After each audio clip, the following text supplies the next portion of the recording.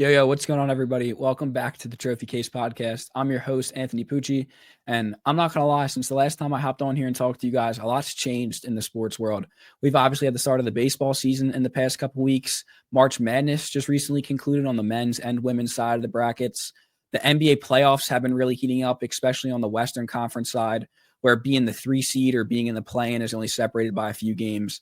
And then in the NFL, we've had the NFL Combine, and then the drama and all the theatrics that come along with the NFL draft has really ramped up over the past couple weeks, with the draft just being, I think, a little over 2 weeks out at this point. So yeah, a lot's been going on in the sports world. It's been a fun time to be a sports fan. So let's hop into it. So I feel like it's only right to start with March Madness. This is one of my favorite times of the year as a sports fan. And before we dive into the national championship or the Final Four talk or anything like that, I just kind of wanted to address the tournament as a whole, because I saw it was taking a lot of criticism this year on social media and just from a lot of the big media outlets and TV shows, that it was kind of mid or an underwhelming year or tournament. I don't agree with that at all. Honestly, I think that sentiment really just comes from there was not too many upsets, especially in the first round or two. It was a lot of the higher seed and a lot of the favorites winning. But like the flip side of that coin is that while yes, the first round or two might not be as exciting in terms of just number upsets, like a 12 seed taking down a 5. Obviously, we see that at least every year, or like something higher, like a 13 taking down a 4, or just something in that, and like obviously huge seeding gap basically is what I'm trying to say. You didn't really see that in the first 2 rounds, so people were kind of like underwhelmed. But the other side of that is that means the later rounds of the tournaments are going to be great. Since it was just a lot of the higher seed and a lot of the quote unquote better teams on paper just moving on to the next round, that sets up for a great Elite 8 and Final Four and championship, and that's exactly what we got. So while obviously I understand it, like the first 2 rounds weren't as thrilling in terms of like seeding upsets wise, I think it was still great basketball all around. Obviously, you'll have like the 1-16 matchups where it's just blowouts. Like obviously, I'm trying to remember, but whoever Duke played in the first round, obviously that's not going to be close. A lot of those types of games aren't going to be too great in the first round, but you got to always remember that in settings like this where the first round or two isn't like that thrilling or up to like March Madness standards per se, that always, not always, but that really does set up for a better end to the tournament. And I really think you saw that this year. I thought all of the Elite 8 matchups were great. The Final Four matchups were great, with obviously we'll get into a little bit, but Duke blowing the lead to Houston, and then Florida, that game was great too. It really was just great basketball all around. I thought it was a great year for college basketball as a whole, especially since we really got to see some of the top end players this year. Like you saw Clayton from Florida. He might have played himself into a first round or like end of the lottery first round pick. Obviously Cooper Flagg's going 1, like VJ Edgecombe, stuff like that. Like, I don't know. I just thought it was nice to see those types of players in the tournament. And then you have freshmen at like Oklahoma, shout out Jeremiah Fears, making a name for himself. He's going to be a lottery pick. So yeah, overall, I just thought it was a really great tournament. Obviously with that Duke crumble there against Houston in the Final Four in that last minute or so, I've honestly went and rewatched the end of that game like 4 or 5 times, and it's still remarkable how they managed to do that. And then it's almost just as remarkable how Houston managed to do the same thing against Florida in the championship. That first half, it wasn't too great, honestly, as a basketball fan. Low scoring, a lot of missed shots. The best player from Florida, obviously Clayton, didn't have it going at all. If I'm not mistaken, he had 1 or 0 points. It wasn't too great of a game in the first half, but it really heated up in the second half. That fourth quarter was amazing. The last couple minutes were great. Obviously, Clayton really started to get going. Sears got going. It was a great ending. I still don't know how Houston sold that, to be honest. It looked like they were the better team the entire game. I was watching this game with a couple of my friends, and I kept saying the entire time, Houston just looks better in every aspect of the game, whether it was rebounding, hustle, defense, 3-point shooting, like everything. Houston just looked better. And I kept saying throughout the game, if you look in that first half, they were only up by 4, 5, 6 points at times. It felt like the gap was way bigger than that. And Florida was just hanging around. And I mean, you saw them come back to win there at the end. But I thought in that first half, especially, Houston should have been up by at least double digits. And the fact that it was still like close, I thought they were kind of playing with fire. And it was kind of only a matter of time before Clayton and some of those other guys got going, and you saw it. They took over and they won that game. So yeah, overall, I thought it was a great tournament for March Madness. Shout out Florida. Houston again crumbles towards the end. I know Houston's had a rough recent history in the tournament. Final Four loss here and there, another round of 16 loss, championship loss here. It's been a lot of heartbreak for the Cougars recently, but I'm sure they'll get there soon.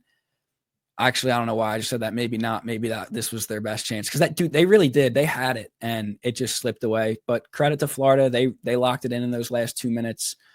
They played great defense. I'm pretty sure if you go back and rewatch those last 2 minutes, I don't even think Houston has. I think they have one shot attempt that even like hits the backboard.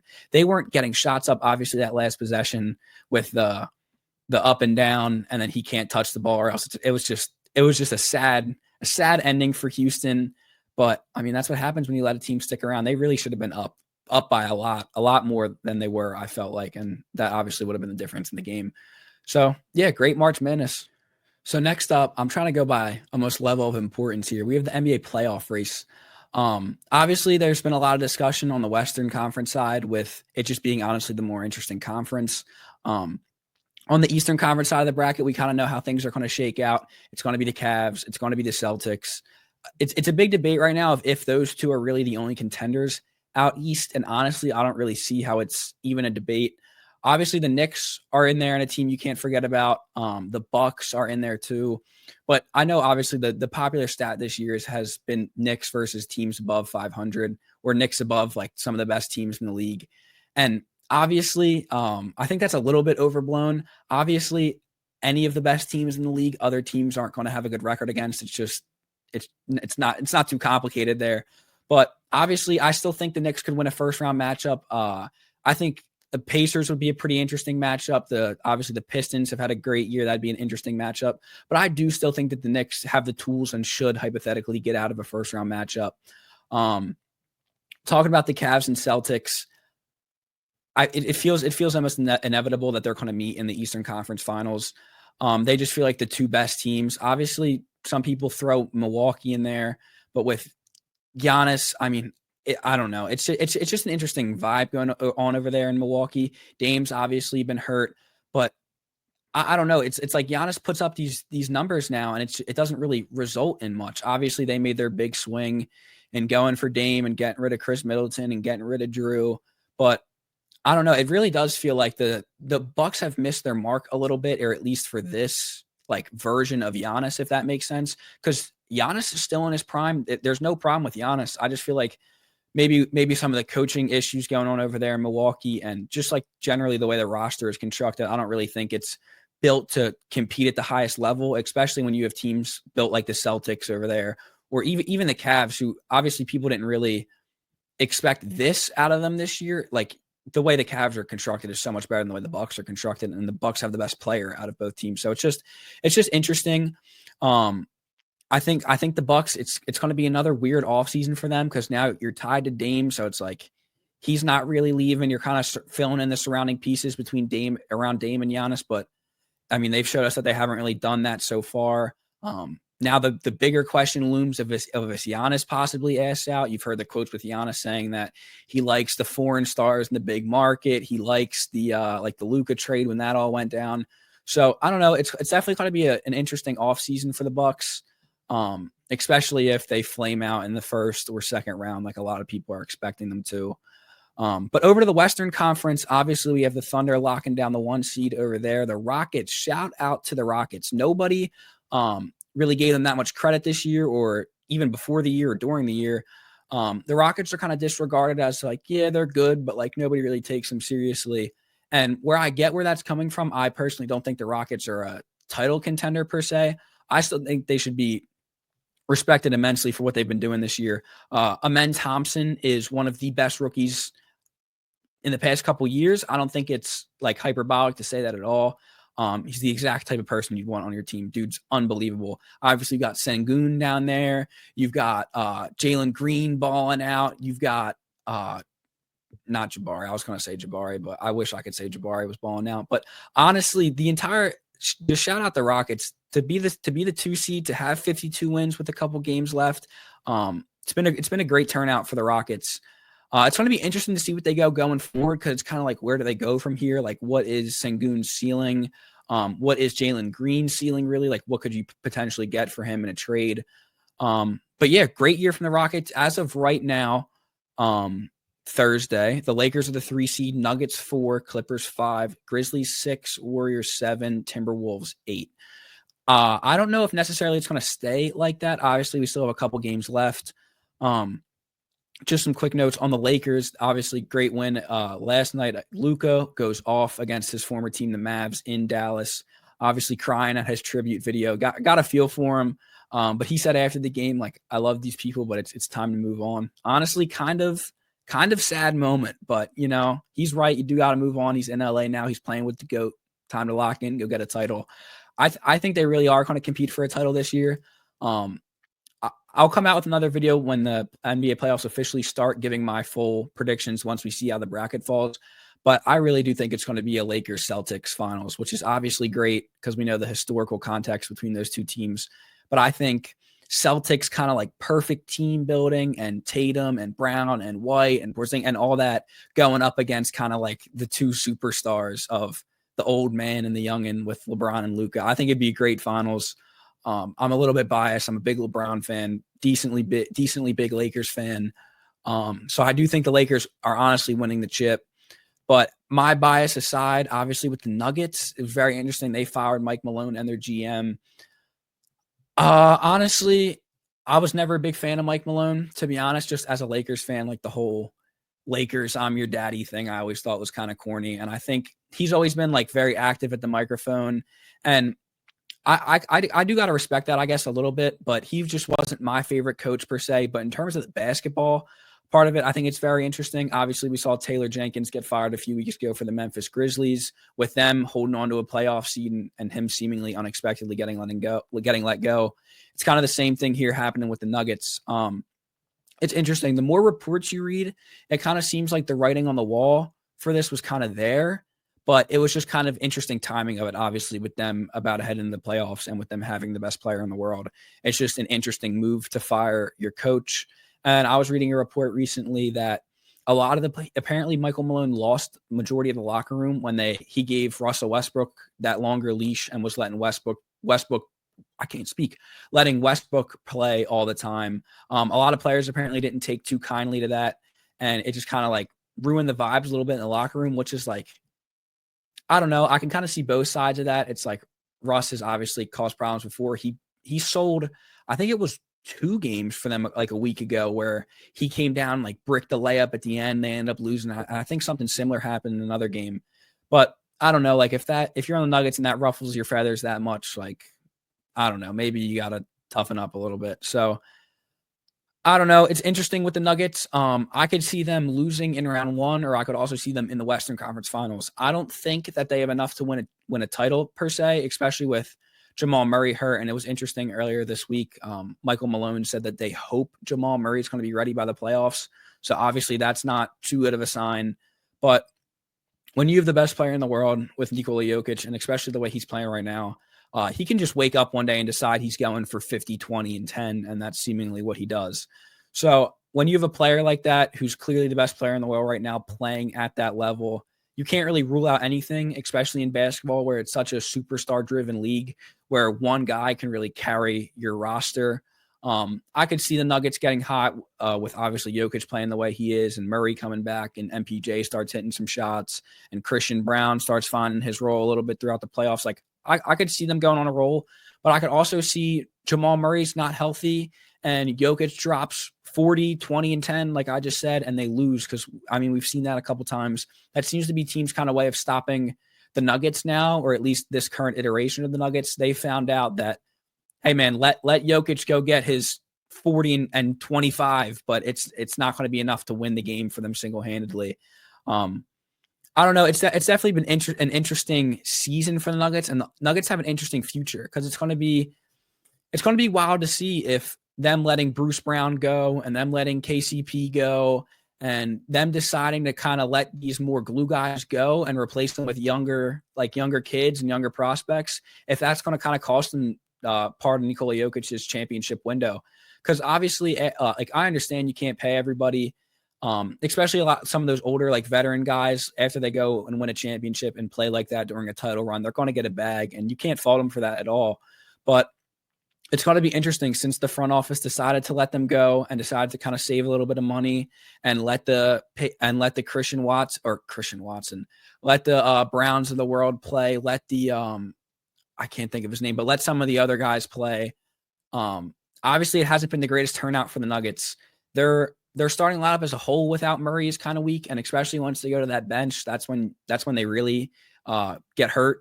So it's going to be an interesting offseason, see what they do. Like I said about Giannis, it's also going to be interesting if maybe Jokic decides to ask for a trade or demand a trade. Obviously, his demeanor and what a lot of people think and believe and know about Jokic is he doesn't seem like the type of player to do that or ask for something like that. But I don't know. You can never rule it out, especially at the level he's playing at. I mean, if you're Jokic and you're thinking, dude, I can only play like this for so long, like I got to have the best chance to win, especially since he just keeps moving up on the all-time greats list, to be honest. Is he what? A top 20, 25 player of all time now? I think it's completely reasonable to say that. So, I mean, he's definitely going to want to maximize his window, and who wouldn't?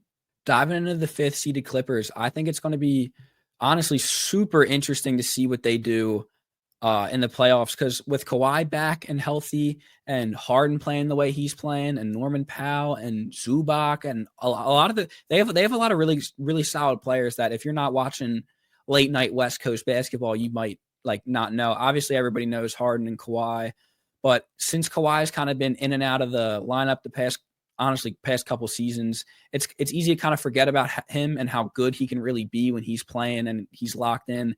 And Harden has been really holding down the fort for them over there in Los Angeles while Kawhi's been out, and they've been a great duo together.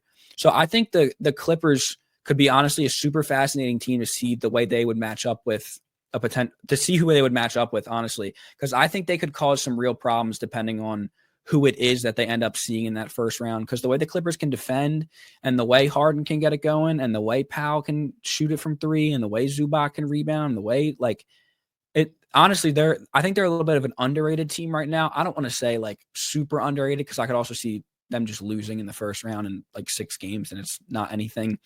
So I don't want to overhype the Clippers too much, but I definitely think that they could play spoiler potentially to one of these higher seeds. The Grizzlies, obviously, we talked about a little bit earlier with them firing Taylor Jenkins. Ja Morant's really had it going in the past 20 games. I saw a stat and all of his numbers has increased like demonstrably since, or at least over the past couple weeks. And obviously Jalen Wells got hurt a couple nights ago. He seems to be doing all right. I haven't heard too much since then, but it seems to be trending in at least the right direction because it was scary at first, his injury. Warriors currently the 7th seed. I'm not going to lie, I'm a Warriors hater, so it's going to be hard for me to be like completely unbiased. But I mean, it's I can't even deny they've been playing great basketball since they got Jimmy. I think their record is they have like 4 losses, I think, or 5 since they've gotten Jimmy. They've played great basketball. Obviously, their size is something you worry about a little bit. And then I just think that once it comes playoff time, like Pods isn't going to be hitting threes like he was against the Lakers. I don't think Draymond's going to be hitting threes like he was against the Lakers. I think the Warriors are honestly a pretty interesting matchup for anybody but the Lakers. Or the Clippers, obviously, it's not a great matchup for them either. They killed them a couple of years ago. They're just too small for Jokic. Jokic will just eat the Warriors alive. But I think they would fare very well against the Rockets. I think the Thunder would be an interesting matchup. The Thunder are interesting just because they have so many wings, like big wings, that they could put obviously on Curry and Jimmy. Obviously, Jimmy's not the same scorer that he was a little bit ago, but Jimmy can still give you buckets here or there. But if he's matched up with a young athletic wing, I don't know how effective he's really going to be. And then Timberwolves, I think, are also pretty fascinating in the Western Conference. They're right now at the 8th seed. They just gave a game away a couple nights ago against the Bucks where they were up like 20 points and they somehow lost. And in the Western Conference, that one loss could be the difference of like 5 seeds. It's honestly remarkable. But I don't know, the Timberwolves, obviously, they have Anthony Edwards, one of the best players in the league, so they're always going to be good. It was a rough start for the I don't know if I said Clippers, but I meant the Wolves. It was a rough start for the Wolves for sure. But I think over the second half of the season, kind of since All-Star break, they've really figured out how to Julius Randle has figured out how to work with Ant and how to work with Gobert. Obviously, they have Jaden McDaniels, great defender, great scorer in like bunches. So yeah, I think the Timberwolves could also be interesting. I don't think the Kings are worthy talking about. I don't think the Mavs are worthy talking about. So yeah, it's going to be a really interesting playoff race. I'm really excited. The NBA playoffs are always a great time of year to tap in. I know during the regular season it can kind of seem like drawn out or not as interesting at some points, especially when your hometown team is the Sixers. But playoffs, always good, always got to be locked in. So yeah, I'm excited. I just quickly wanted to touch on a little baseball. I don't watch too much baseball outside of the Phillies, to be honest. I do lock in for the Phillies games though, so I do know what I'm talking about. I played baseball for my whole life, so I do got an idea of what's going on.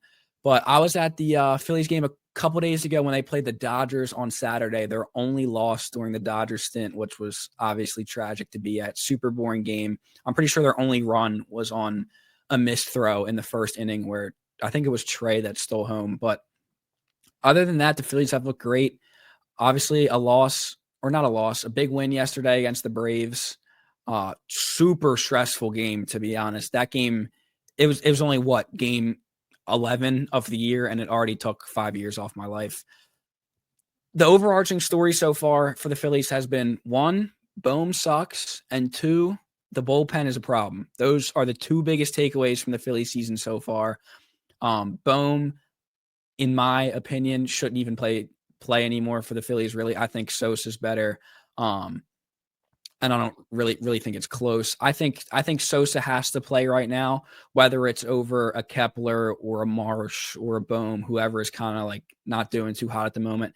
And I mean, Sosa plays infield. We saw him in left field last night make that great over the wall robbery grab. So Sosa right now is just tearing it up, both batting wise and in the field wise. So Bohm, honestly, there was a lot of rumors about him in the offseason of the Phillies reportedly trying to shop him around and seeing what like offers were. And then reportedly offers weren't what they thought that he was worth. So then they tried to like bring him back. And then Dombrowski and Rob tried to act like they didn't try to shop him at all. And they try to say like, oh, Bohm's like a big part of our future. Like we value him as a Philly. It's all cap. I'm not going to lie. They definitely tried to trade Bohm. It wasn't what they wanted. And now they're kind of stuck with him.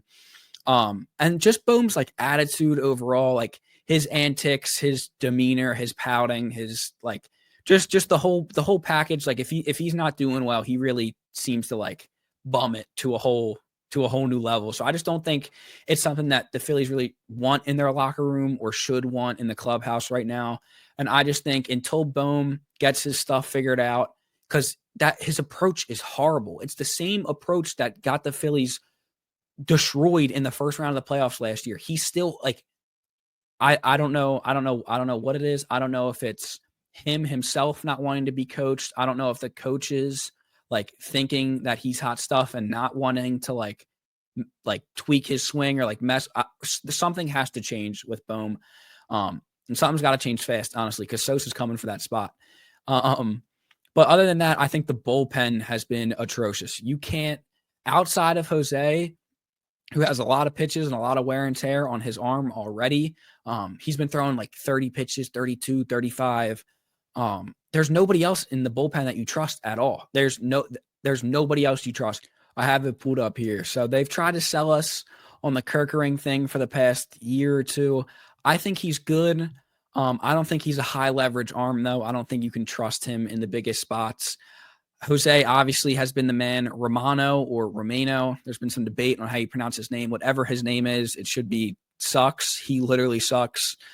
Schramm, again, I feel like you just don't know what you're going to get with Schramm. Schramm can come in and look great, or Schramm can come in and it's not going to be a good time. Joe Ross, I thought I liked him until his last outing was not good. Ruiz, not good. Banks, not good. Like, honestly, it's just rough. It's just rough out of the pen. I was at the one Nola start on Saturday. Like I said, I have a very love-hate relationship with Nola. I think when he's good, he's good. When he's bad, it's very, very bad. And he always lets up a long ball or two. It's like, and I understand it's 2025. Dudes are going to hit the ball, but I don't know. They seem to hit. Everybody always seems to hit Nola. Outside of the starting pitching's nasty. The starting rotation is going to have to carry this team. It seems to be the story of the Phillies the past couple years since they've started really competing. It's just the story of the bullpen. Like, is the bullpen going to hold up? It doesn't matter if we're up 3, 4, 5 runs. Like, you're still worried at the end of games. So overall, though, I can't hate on the Phillies too hard. Really good start to the year. Won all their series so far. Got to keep it going against the Braves, though. But yeah, good start for the Fightins. Watching players, potential fits, trades, late rounds. I love the entire part of the draft. So this has definitely been an exciting part of the year for me. But so far, I mean, it hasn't been too crazy. There hasn't been too much crazy drama or shakeups in the past couple of weeks. The consensus seems to be that number one, it's going to be Cam Ward going to the Titans. And then number two is really where the draft starts for a lot of people. Is it going to be Travis Hunter? Is it going to be Abdul Carter? Is it going to be a tackle? I don't know. It's going to be very interesting to see what the Browns do it too. If you're asking me, I think they're going to go either Travis or Abdul. Obviously, that's not like a riveting, like a crazy take at all. I would probably say Travis Hunter, to be honest, because I just think that getting some weapons on the offensive side, because you already obviously have Myles Garrett locked up after Heath claimed that he was going to leave, and then they just threw a bunch of money in his face and he's not going anywhere. Giants at 3, are they going to take Shador? Are they going to go tackle? Are they going to go Travis Hunter if he's there? I think it's going to be super fascinating of a draft, especially once we get past the first pick, because it seems to really be the consensus now is Cam Ward. There was a videotape of DK Metcalf working out with Aaron Rodgers in like obviously just like a little school or something. But I think that's super interesting, because if Shador makes it past the Giants at 3, right? Then we have Patriots. They're not taking a quarterback. Jags, no quarterback. Raiders. The Raiders, I think, is like one of the last teams that would take Shador if he's still on the board, because obviously Raiders need a lot. Raiders need a lot of stuff, whether it's offense, defense. They could use a whole team. So the Raiders here, I'm looking at a mock draft where they have them taking Genty, and I've seen a lot of mock drafts with them taking Genty. I'm personally a pretty big fan of that. I know some people think that the running back's not that like valuable, or he's not that good of a prospect because he's not that good of a pass catcher. I don't believe that at all. I just think that this past year at Boise State, there was definitely an emphasis to get Genty touches because they were going for the Heisman. That's for sure. I don't know if they would come out and say that, but if you look at his game log and his touches and just like do a little bit more homework on it, Boise State was definitely shooting to get the Heisman this year. So they didn't really ask him to do too much receiving out of the backfield. That's why his receiving numbers are low. All of his volume numbers are super low. Like in terms of receiving the ball, because I just think he wasn't asked to do it. I think he's more than capable of doing it. I just don't think that was really his role this year. But like I said, so if Shador makes it past the Giants at 3 and then the Raiders at 6, the Jets could maybe do it, but the Jets I understand the Jets signed Fields, but like, does that stop them? I don't think the Panthers would. I think genuinely the only other team that might would be the Saints, but I think the Saints are so messed up front office wise that like, I think Shador would make sense, but I think they would go somewhere else. I think they would go edge rusher to replace Cam Jordan, or cornerback to replace Lattimore, or another offensive lineman or something of that caliber. But yeah, like I was saying, so if you get past that a little bit, the Colts, they still have AR and recently signed Daniel Jones for a little quarterback competition there. Might be scary scenes over there in Indianapolis if neither of them pan out. I'm still a big Anthony Richardson fan. I think he can be pretty good under the right coaching, but he hasn't showed too much of it so far. So yeah, I'm looking at the draft now, and then so the Steelers are at 21. I think that the Steelers are a super intriguing spot to see what they do, because obviously you still have the Rodgers kind of drama and cloud looming over them. Is he going to go to Pittsburgh? That's seemingly the only place he can fit in now.